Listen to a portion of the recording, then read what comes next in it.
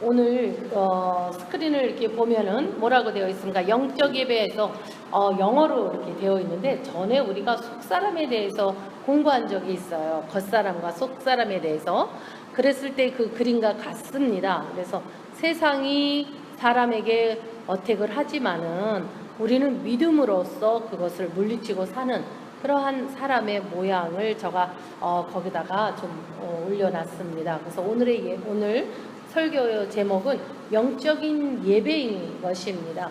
그래서 오늘 출애굽기를 이제 처음 시작이 지금 되게 창세가 끝나고 출애굽기가 시작이 되는데, 출애굽기에서 그 모세가 어떻게 태어나며 어떠한 환경에 태어나고 어떻게 자라나는 것에 대한 이야기를 했고, 또 오늘 복음서에서 마태복음에서 예수님이 나를 뭐라고 하느냐, 누구라고 하느냐 라고 하는 이야기를 질문을 제자들에게 던지면서, 그 제자들이 하는 얘기는 뭐 엘리야라고 한다, 선지자 중에서 가운데 있는 사람이라고 한다, 이렇게 다른 사람들이 무엇을 예수님을 어떻게 보는지에 대해서 이야기를 나눕니다.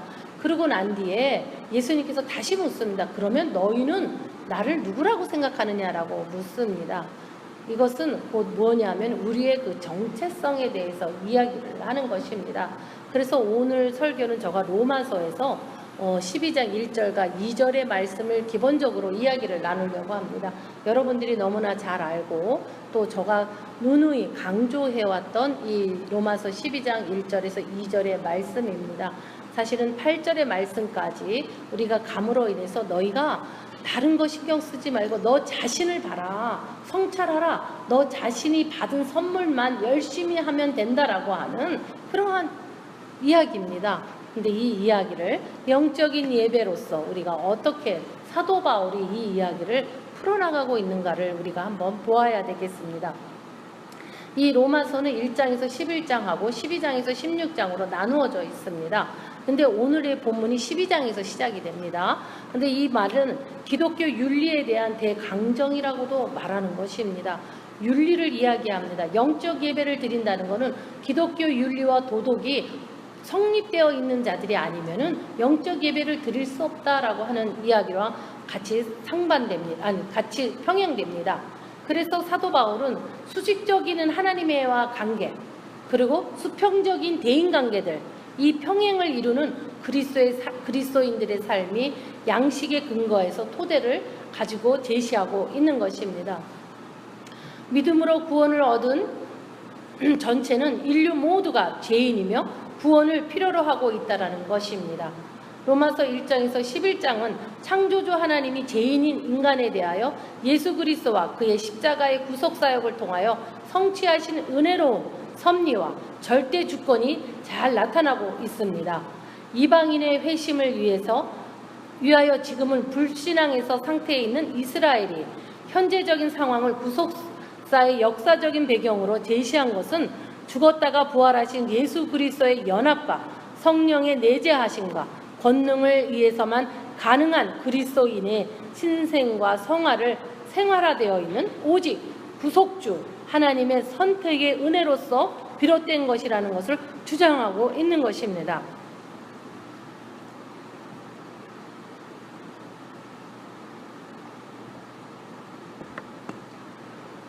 그러므로 성도들은 교회뿐만 아니라 세상에서도 하나님께 대한 신앙에 자발적으로 실제 생활에 표출되어야만 한다라는 권면인 것입니다.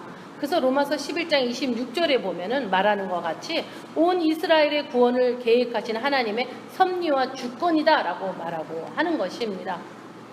구체적으로 인간의 삶의 현장에서 그리스도인이 견지해야 할 기독교 실천 윤리는 창세기에서 볼 수 있습니다. 창세기 22장 1절 18절에서 뭐라고 이야기하느냐 하면은 아브라함의 경우에 대해서 예시하고 있는데, 뭐라고 하느냐 하면 구원받기 위해서라기보다는 구원을 받은 자로서 하나님을 기쁘게 해드리기 위한 순종과 감사의 표현으로서 제시되고 있습니다. 이 말은 무엇을 얘기하느냐 하면 구원을 받기 위해서 우리가 무엇을 하는 것이 아니라 구원받은 자들이 이미 구원받은 자들입니다. 구원받기 위해서 살아가는 것이 아니라 구원받은 자들이 하나님을 기쁘게 해드리기 위한 순종과 감사의 표시를 드리는 것이 그것이 영적인 예배인 것입니다. 어떻습니까? 여러분들은 어떤 생각을 하고 계셨습니까? 구원을 받기 위해서 내가 무언가를 행하고 도덕적으로, 윤리적으로, 종교적으로 무엇을 해야 한다라고 여러분도 혹시 생각하셨다면 그것은 구원에 이르지 못하는 것입니다. 왜냐하면 여러분들은 이미 구원을 받은 자들이 모여서 예배를 드리고 있는 것입니다. 그렇기 때문에 예수님께서 사람들이 나를 누구라고 하느냐라고 물어보시는 것입니다. 그리고 너희들은 나를 누구라고 하느냐라고 물어보시는 이유가 여기에 있는 것입니다. 그래서 우리가 구체적으로 더 이야기를 하면은 하나님께서 기뻐 받으시는 것은 물질적인 번제와 희생 제사가 아니다라는 것입니다. 죄를 사하시는 은총에 대해서 깊은 감사하는 마음에서 우러나온 심령의 제사를 드리는 것이 영적 예배인 것입니다.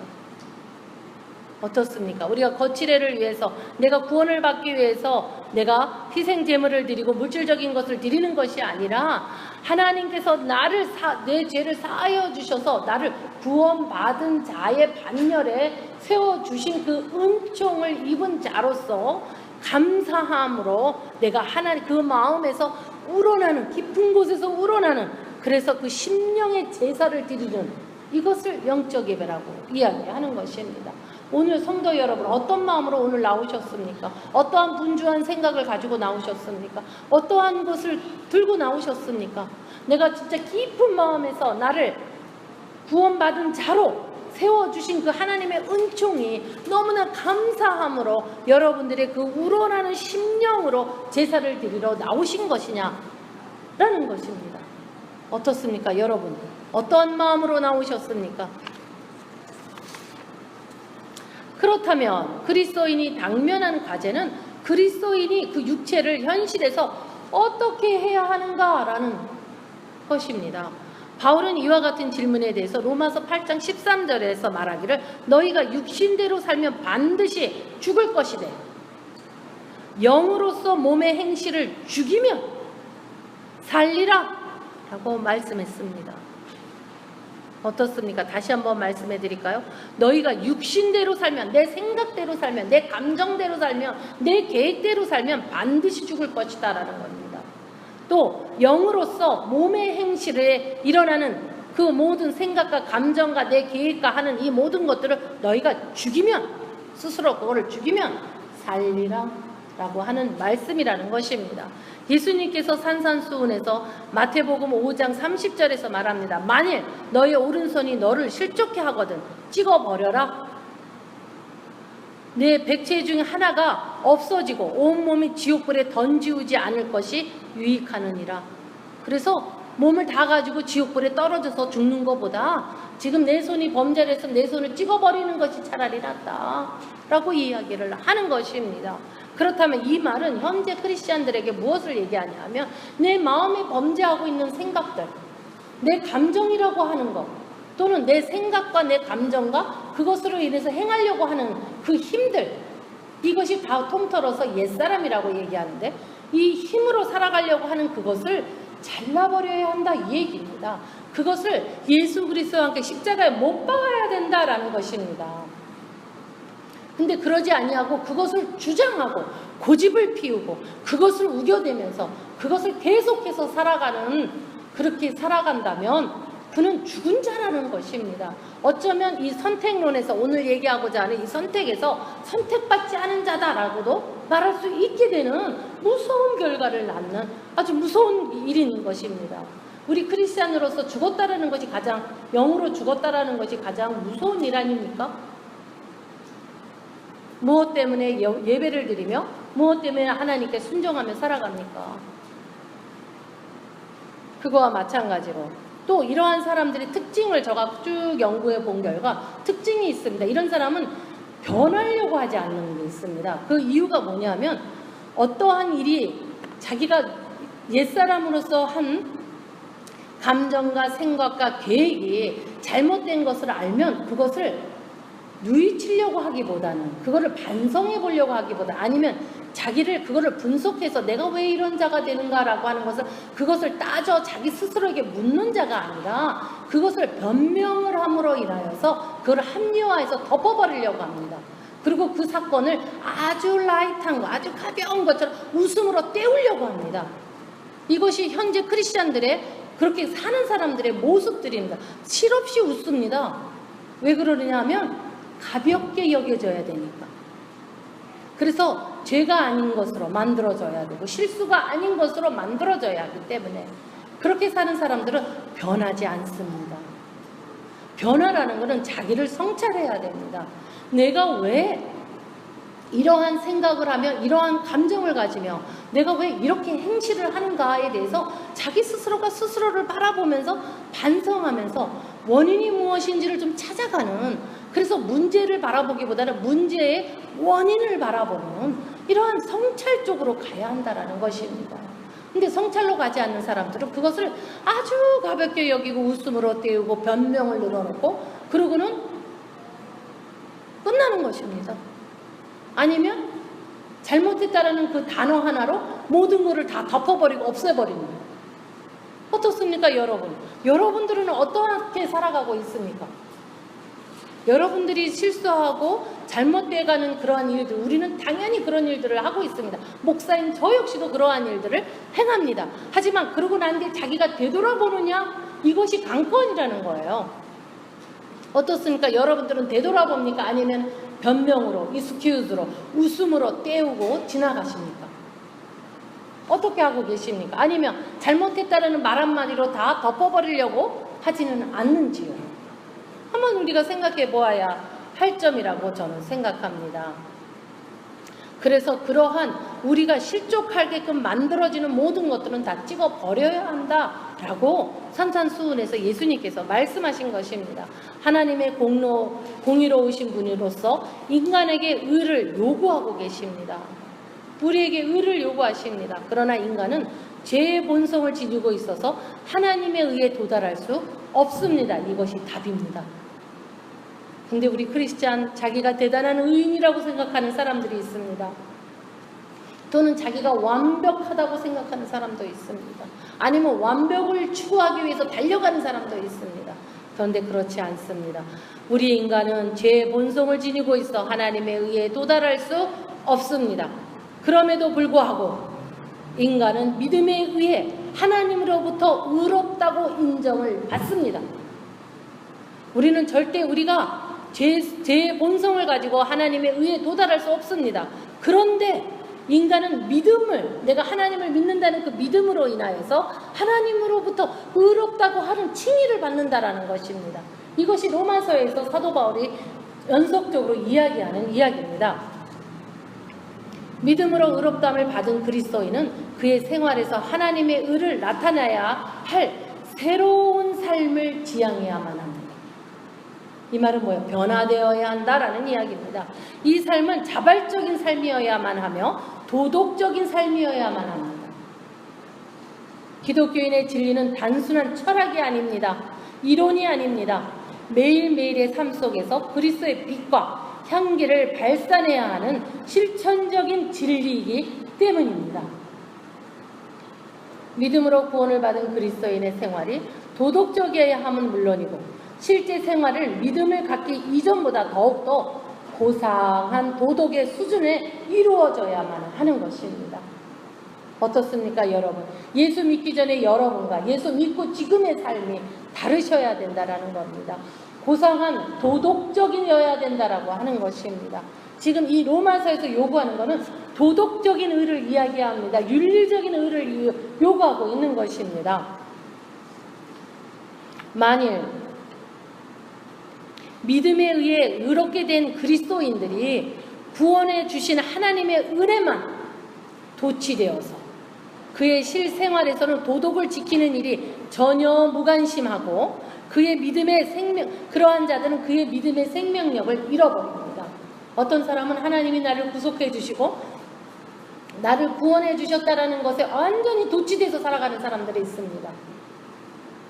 근데 그의 삶은 도덕적이지가 않아요. 기독교 윤리적이지가 않습니다. 하나님이 말씀하신 대로 살아가지 않습니다. 이러한 사람들을 여러분들은 많이 보았을 것이라고 생각이 듭니다. 그러므로 그리스도인들은 더욱 도덕적인 생활을 영유하면서 동시에 하나님을 영원하게 하는 신앙생활을 삶의 중심에 두어야 할 것입니다.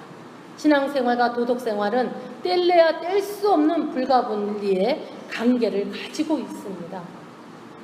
성도 여러분, 하나님의 자녀된 여러분은 죄와 사망의 죄 속에서 자유롭게 하신 성령의 인도하심과 역사하심과 따라 적극적으로 도덕적 선행을 이루어 나가십시오. 믿음으로 의롭다함을 받은 우리는 그 마음에 이기적이며 정욕적인 자아를 이미 십자가에 못 박았습니다. 이전보다 더욱 성실하고 진지하며 도덕적으로 실천하는 길을 간절히 축원합니다.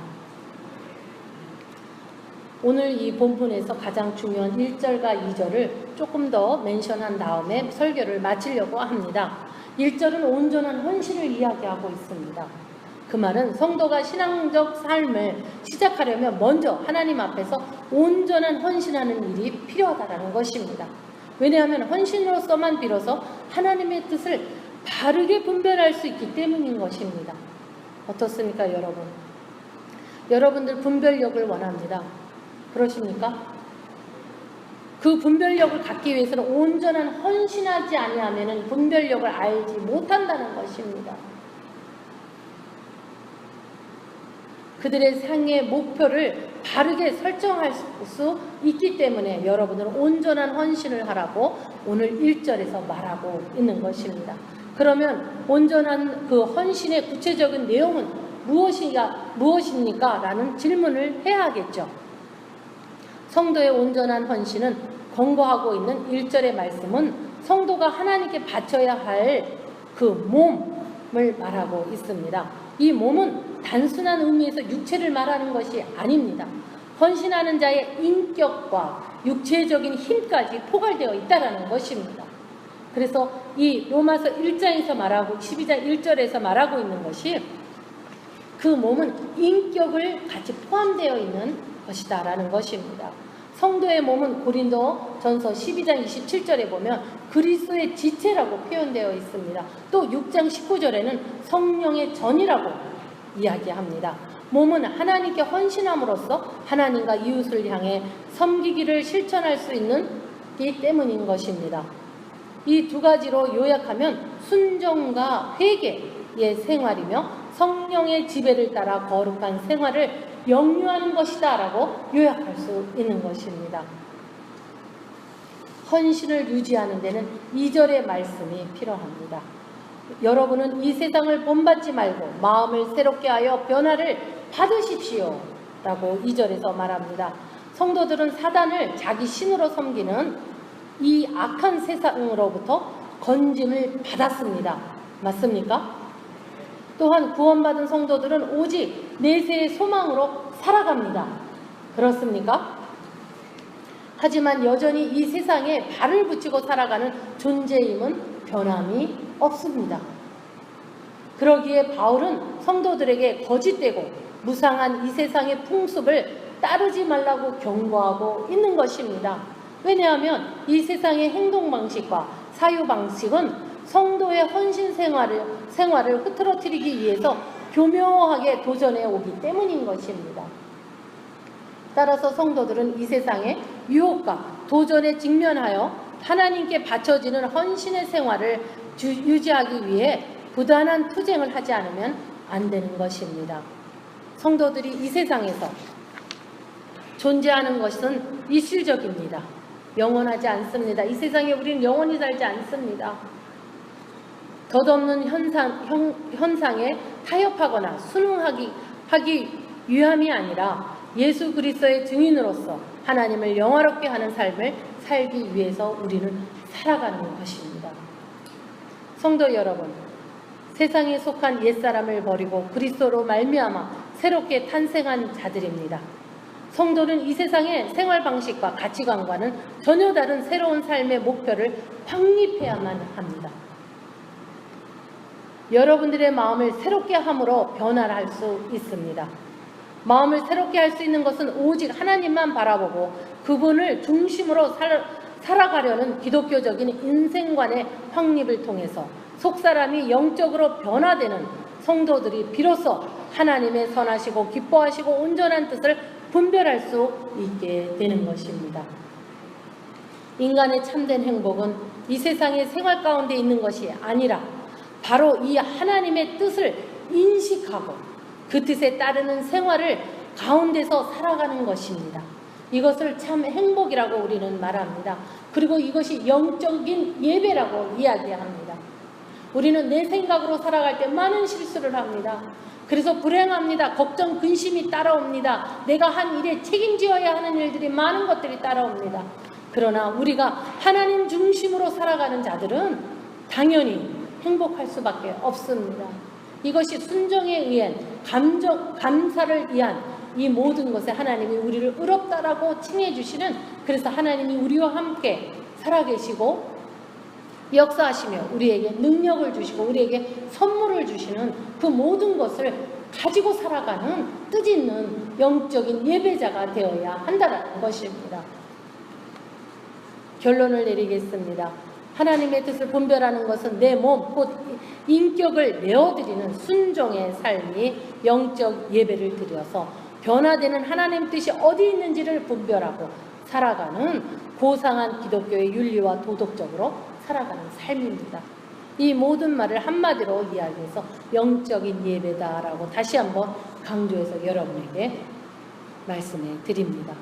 영적인 예배자들 되시기를 주님의 이름으로 축원합니다. 묵상하겠습니다.